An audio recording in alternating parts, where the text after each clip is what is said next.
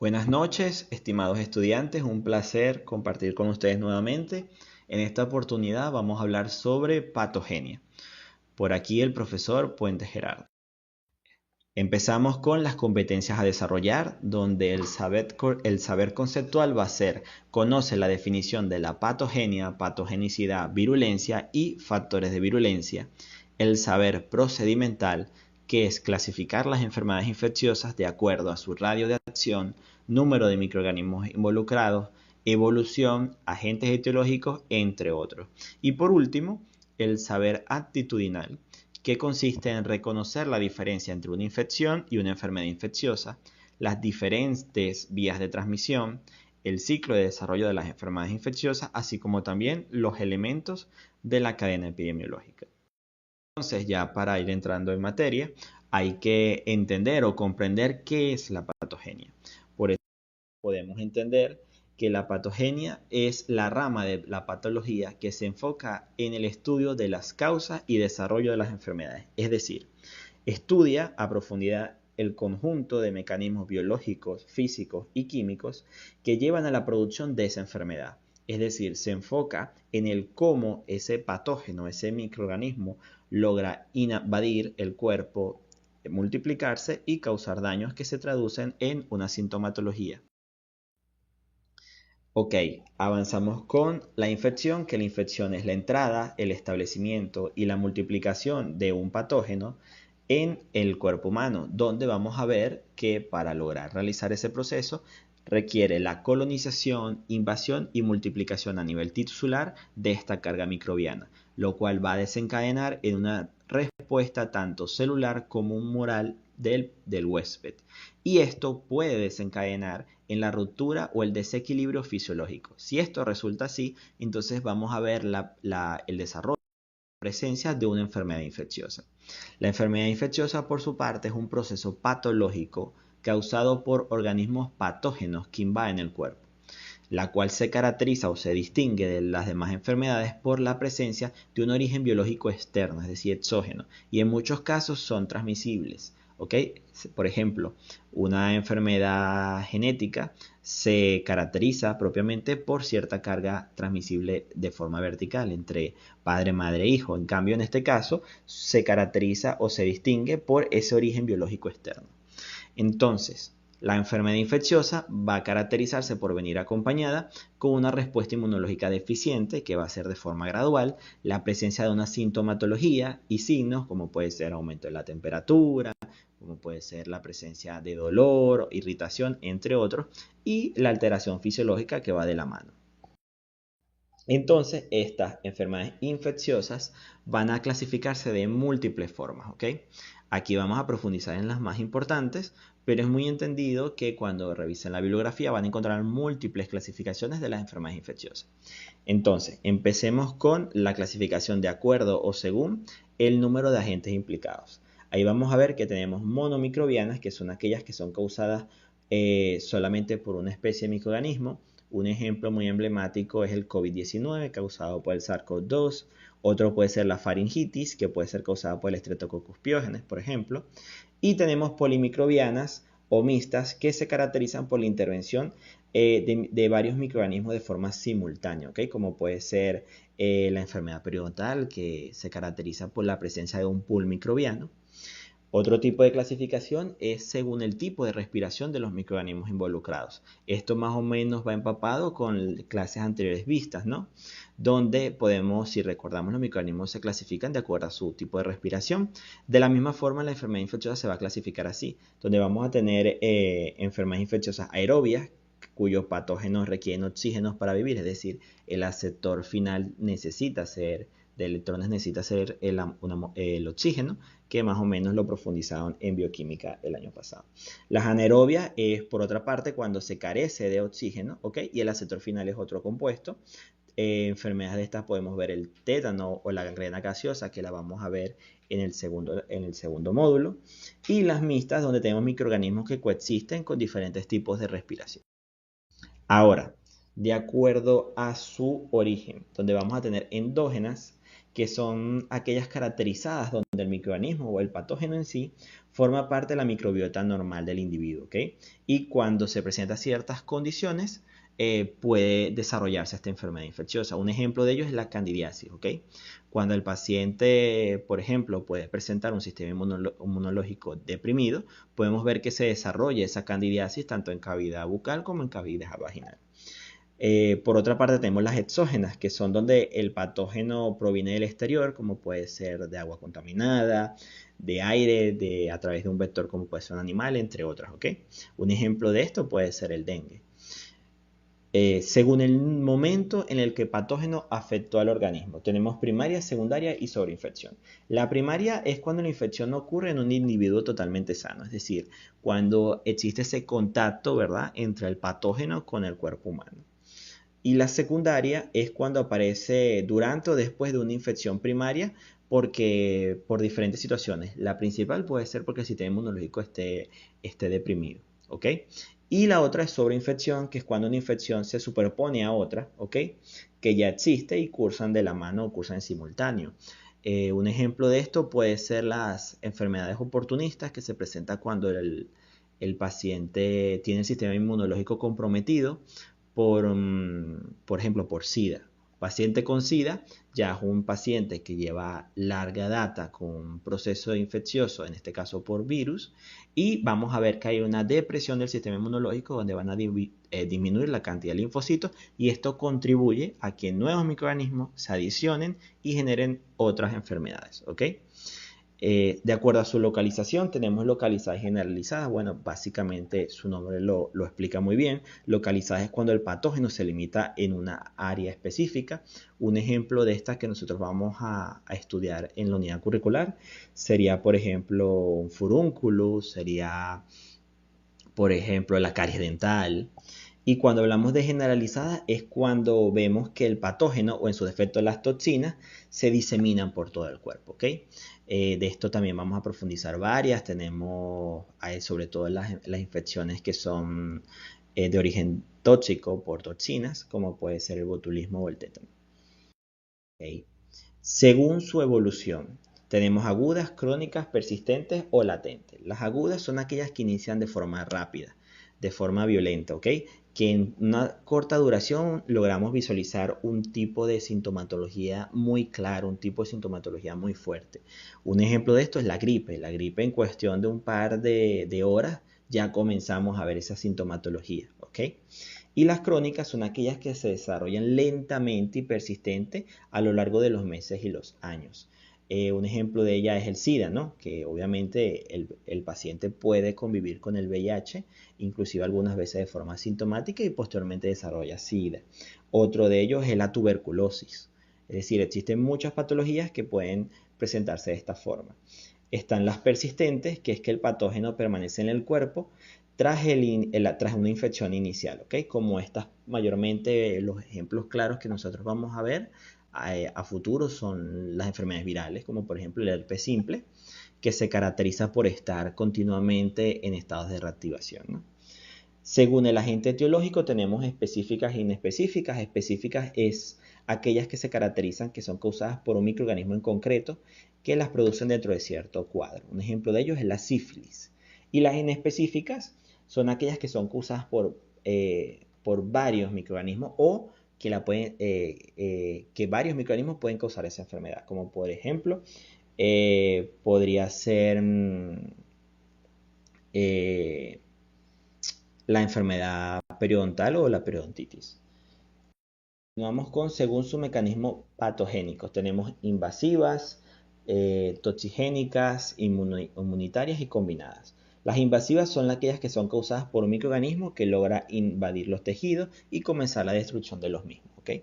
Toxigénicas son aquellas que son causadas principalmente por las toxinas del microorganismo en sí. Es decir, el microorganismo logra entrar en el cuerpo, comienza a generar toxinas y estas son las toxinas que generan esa sintomatología delerosa, son aquellas toxinas las que generan la destrucción de tejido. Ejemplo que mencioné anteriormente, el botulismo.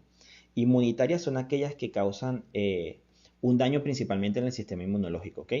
Que genera una respuesta excesiva del mismo, y combinadas son cuando presentan varias de estas características ya mencionadas. Otro es según el radio de acción geográfico y poblacional. Esta mayormente la conocen, sobre todo desde la pandemia del COVID-19. Tenemos esporádicas, ¿ok?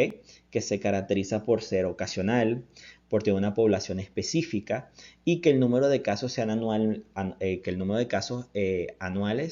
sea inconstante o en su defecto no esperados.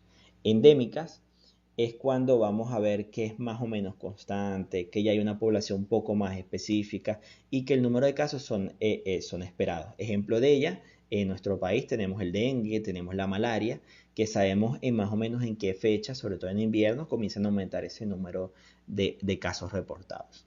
Tenemos epidémica, que ataca un gran número de personas en varias poblaciones y de manera simultánea en un país. Ejemplo de ello, la fiebre amarilla.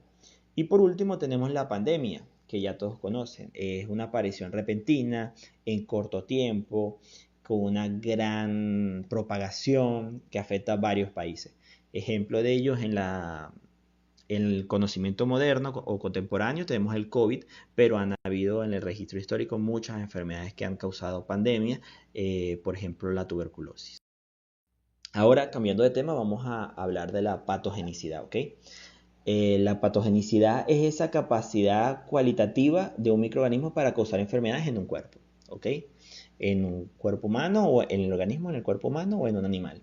Donde vamos a ver que es la propiedad que tiene un microorganismo para producir una enfermedad infecciosa.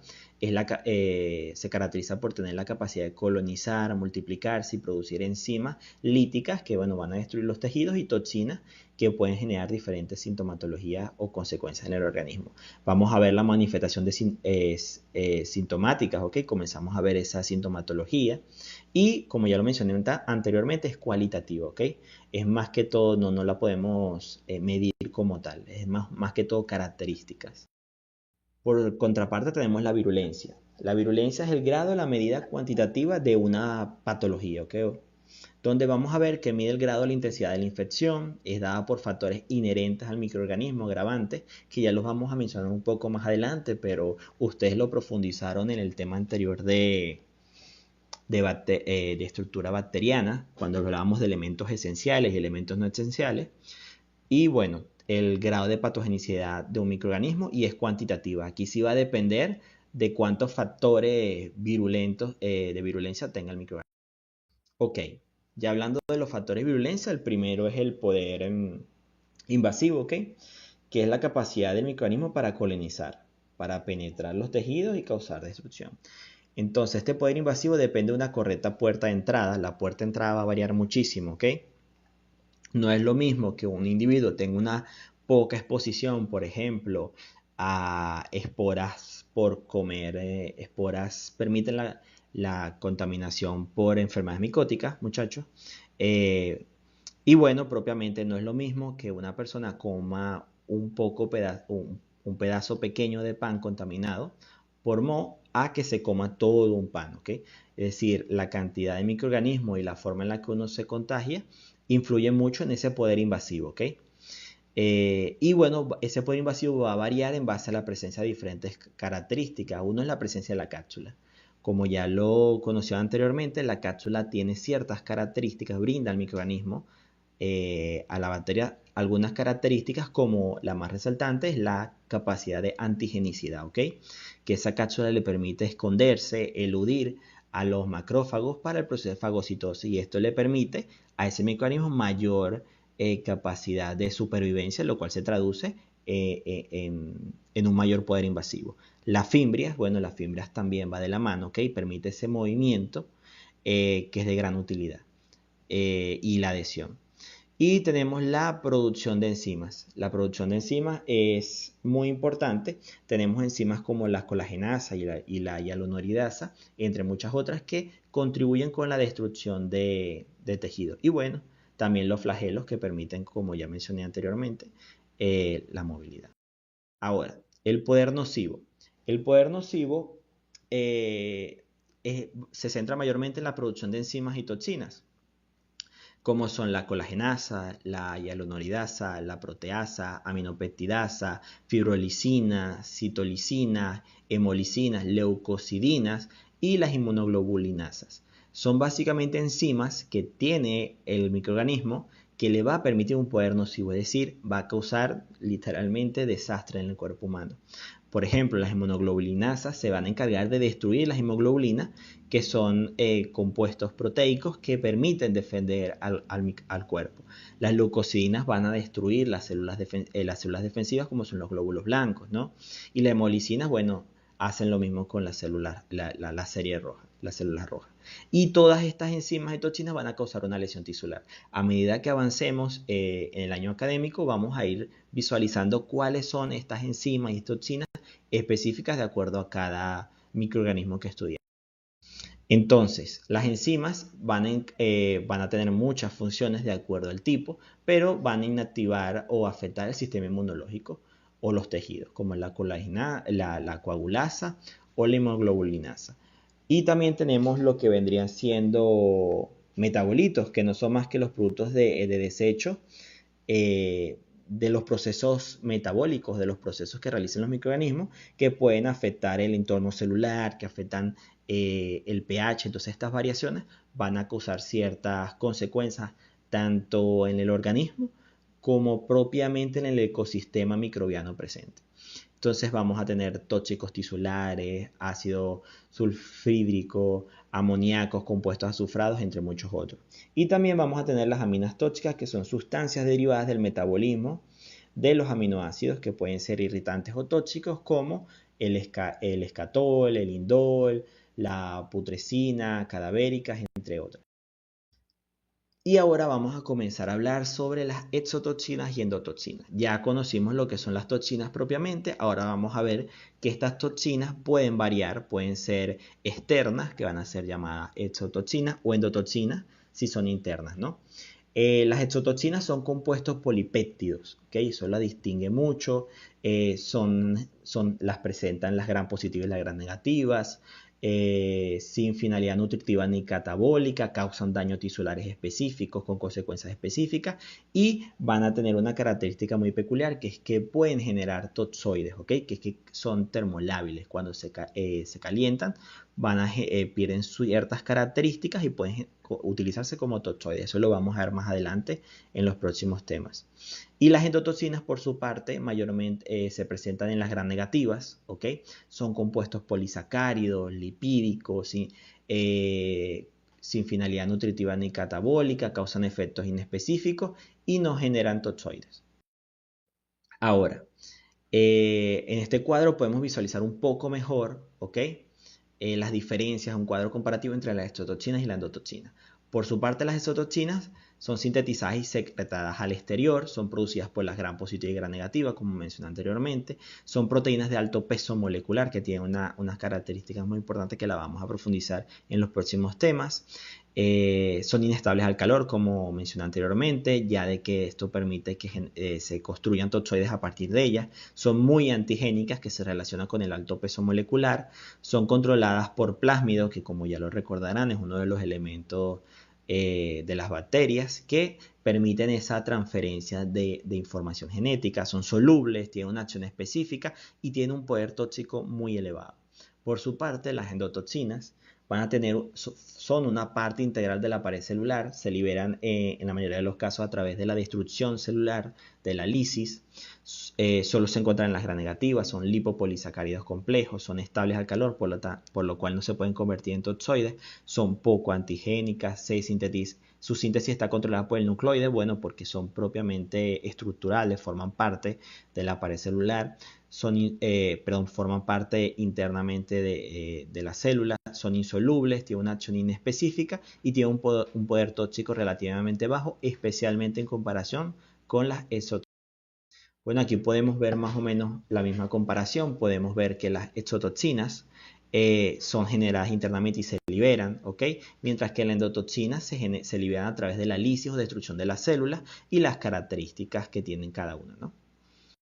Ahora, vamos a hablar sobre el ciclo de desarrollo de la enfermedad.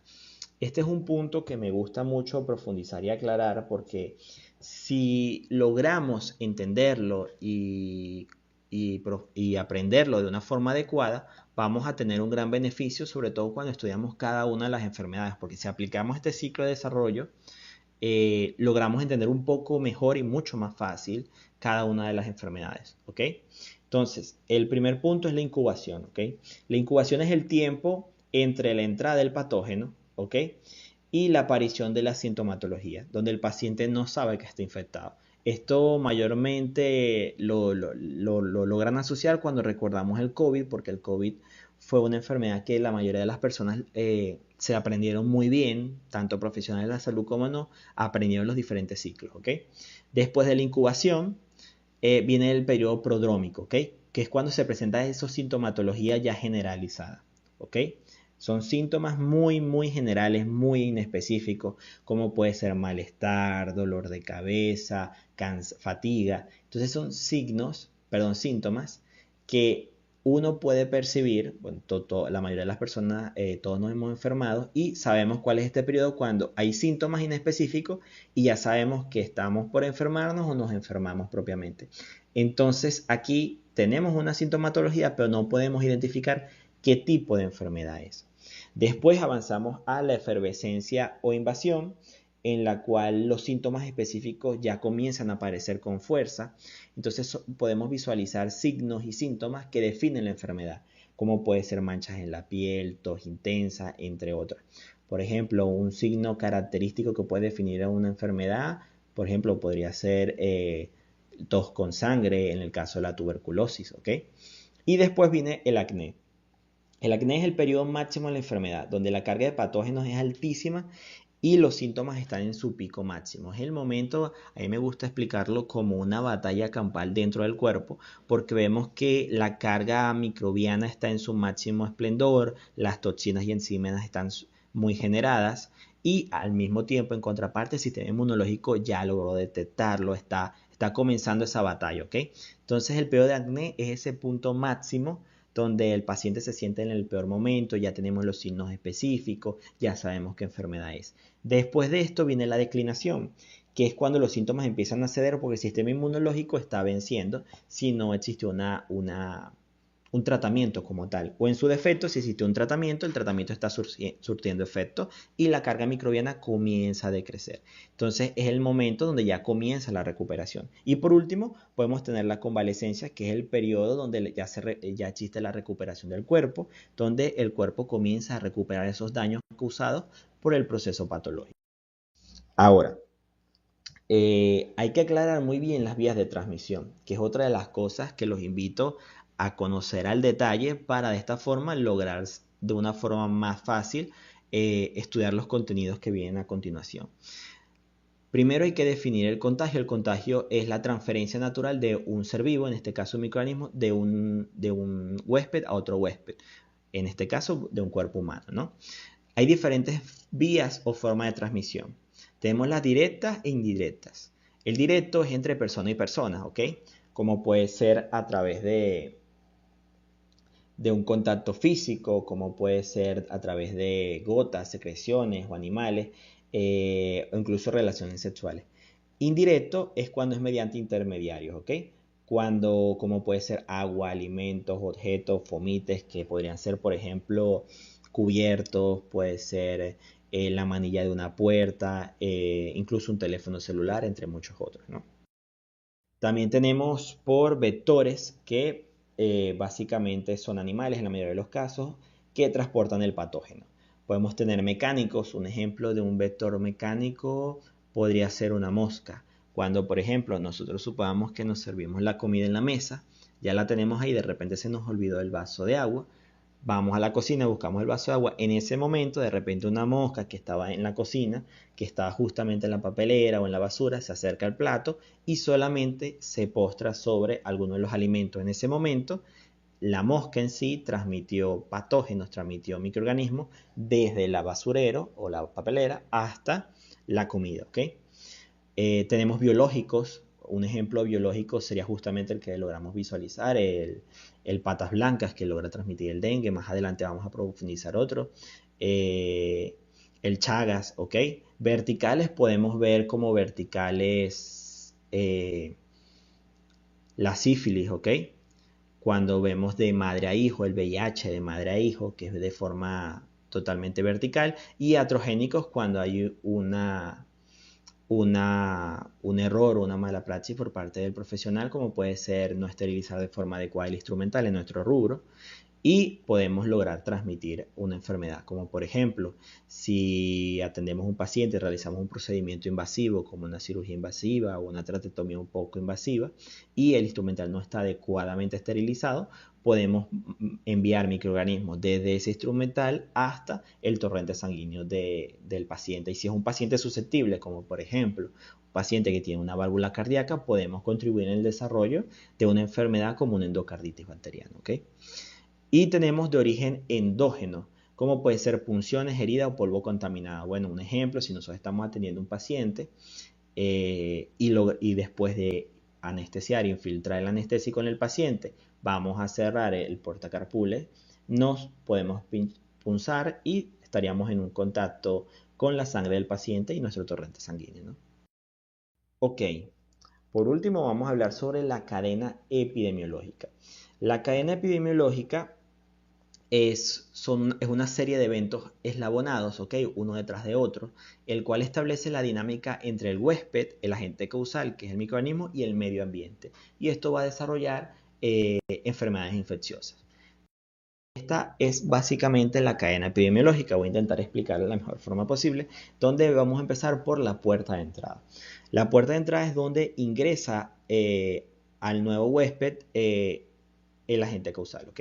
De ahí vamos a la invasión y multiplicación, que una vez dentro, el agente se establece para reiniciar el ciclo, donde va a suceder cierto proceso de acuerdo al microorganismo en cuestión y va a la puerta de salida, que es el lugar donde el patógeno vive y se multiplica, que puede ser, por ejemplo, o cualquier organismo vivo. Y después va la vía de transmisión, que es el medio que utiliza para llevar al nuevo huésped, ¿ok? Y después va el agente causal, que es el microorganismo en cuestión, que puede ser una bacteria, un virus, entre otros, y allí busca lograr infiltrar a una persona, a un huésped susceptible, que puede ser una persona sana o puede ser, por ejemplo, una persona, un recién nacido, puede ser una persona de tercera edad, puede ser una persona inmunológicamente comprometido, entre otros, ¿verdad? Y también tenemos el reservorio, que es el lugar donde el patógeno vive y se multiplica, ¿ok? Puede ser, en la mayoría de los casos son mamíferos, como puede ser una persona, un zorro, puede ser un ave. Podemos ver un poco más a detalle los elementos de la cadena epidemiológica, donde en este caso arrancamos con el huésped susceptible, que como le dije, una persona vulnerable, puede ser una persona de edad muy baja, de edad muy alta o con un estado de salud comprometido, por ejemplo, un paciente con SIDA que tiene el sistema inmunológico muy deprimido. Después tenemos el agente causal, que es ese microorganismo patógeno, que puede ser bacterias, virus, protozoarios, entre otros. Y esa interacción va a buscar el microorganismo o el agente causal va a buscar entrar en el organismo a través de una puerta de entrada. Que como ya si lo recapitulamos con esas vías de transmisión, podemos ver que puede ser por inhalación, puede ser por ingestión de comida o bebida contaminada o por un traumatismo en la piel, una lesión del endotelio. Entonces allí, una vez que el agente causal logra entrar en el organismo a través de la puerta de entrada, va a comenzar lo que es el proceso de invasión-multiplicación, que va a depender propiamente de sus factores de virulencia, ¿ok? Que como los comentamos anteriormente, la producción de enzimas, la producción de toxinas, la presencia de cápsula, de fimbrias, de flagelos, entre otros, ¿ok? Y después de que se multiplica, él va a buscar una puerta de salida, una vía de ingreso, para de esa forma lograr empezar el ciclo a través de una nueva vía de transmisión, como puede ser directa o indirecta, que ya lo mencionamos. Si es directa, puede ser contacto directo con la persona, relaciones sexuales, a través de goticas de saliva, y si es indirecta, a través de fomites como objetos contaminados, ¿no? De esa forma logramos concluir con este tema, ¿no? Nuevamente les reitero, la clase es solamente con fines de una formación guiada, ¿ok? Siempre invitándolos a que sean autodidactas, a que investiguen, tanto en las diferentes referencias bibliográficas. La mayoría de estos libros fueron facilitados por la unidad curricular en el canal de Telegram. De igual forma, los invitamos a que sigan investigando. Este tema en particular lo recomendaría mucho en el compendio de microbiología bucal, que está muy bien detallado. Entonces, nos vemos en el transcurso de la semana y que tengan muchos éxitos.